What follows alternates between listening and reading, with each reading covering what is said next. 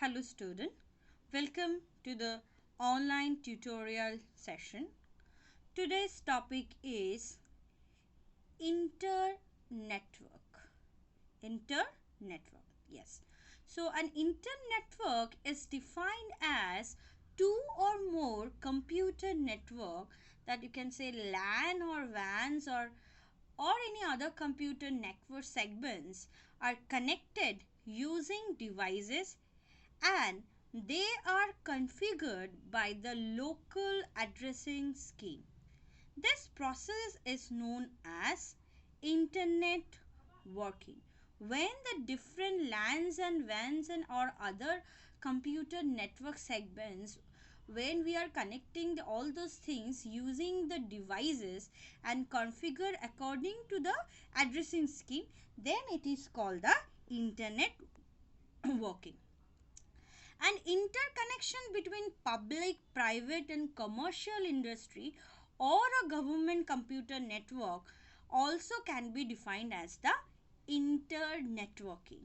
So interconnection means including this industry connectivity or any government and business authorities between. There are several departments are in the government, so among them the connectivity, or any commercial body, among them there is a connectivity, that is called the internet working.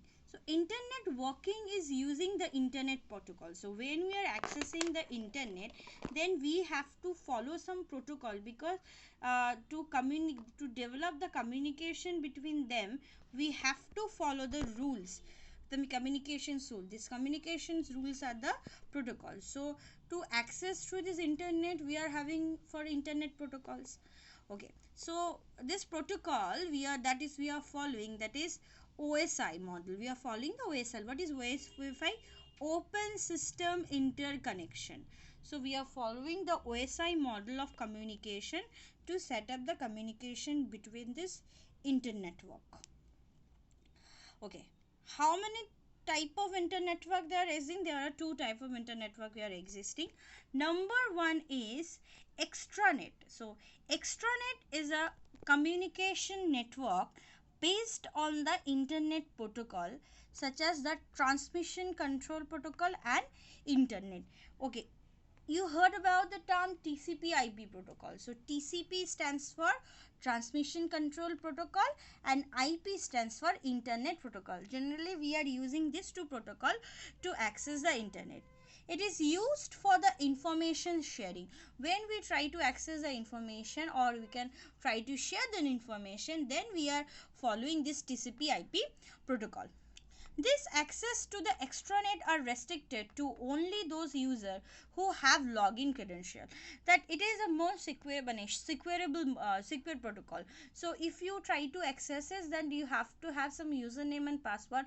Then only you have the access privilege. Otherwise, you are not able to access it. An extranet is the lowest level of networking, so it can be categorized as MAN, WAN and other computer networks. Okay, an extranet cannot have a single LAN. At least it must have one connection to the external network. That it is only one LAN connectivity is not there. It's maybe a one LAN can be connected with the other network, other external network. Then only we can develop this extranet. Otherwise we are not able to set up this one extranet. Okay, next one is intranet. Okay, so what is, previously we have learned about extranet. Now the second type of interconnection is intranet.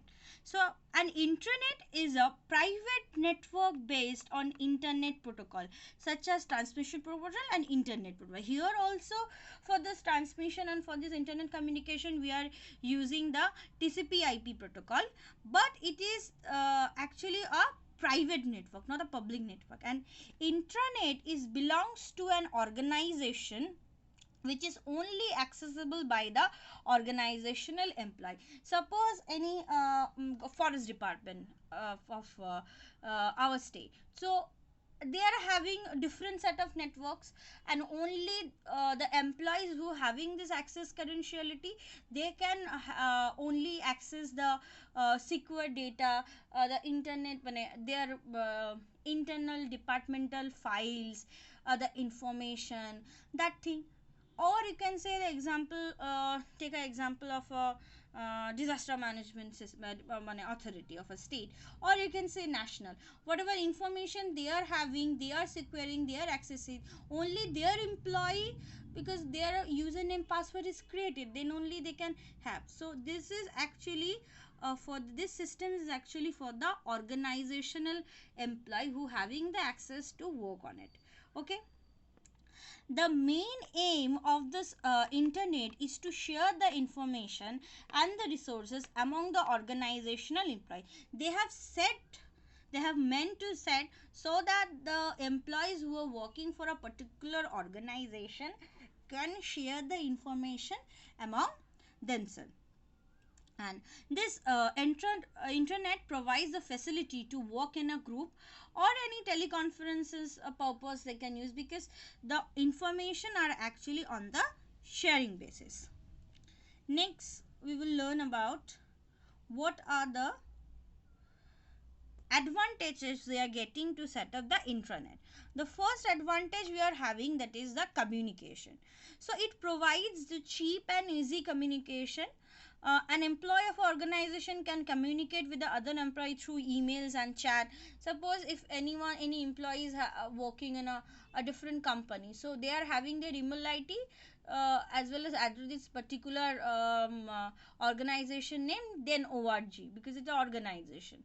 Okay, if they are working for a government body, then it will be .org, something like that. So they are having their ID along with the .org. Okay, and then the name of the organization must be there. Okay, time saving. The information on the intranet is shared in the real time, so the time saving, it is a sharing mode, so anyone anytime they can access. No need to ask the permission for the server and everything, and they will give. No. So collaboration, number one, collaboration is one of the most important advantage of internet. The information is distributed among the employee of the organization, can only access by the authorized. Actually it is on sharing mode, but the important information that's a reside, we actually, who is having the authority to access, that only that person only can access a particular piece of information. Next one is, that is the platform independency. Platform independence, it is the new neutral architecture, as the computer can be connected to the another devices. So with the different architecture also, we can connect this network with a different architecture also. Next is the cost effectiveness, that is people can see the data and documents by using the browser, and distributed in a duplicate copies of the internet, so it leads to the reductions of the cost. So multiple copies are available, so any one employee, if you want to, suppose 2-3 employees are need a same copy, so duplicate copies are available, they can do in your own copy, and after that they will update the main copy. So the cost effectiveness is also there. Thank you student, I'm ending my lecture.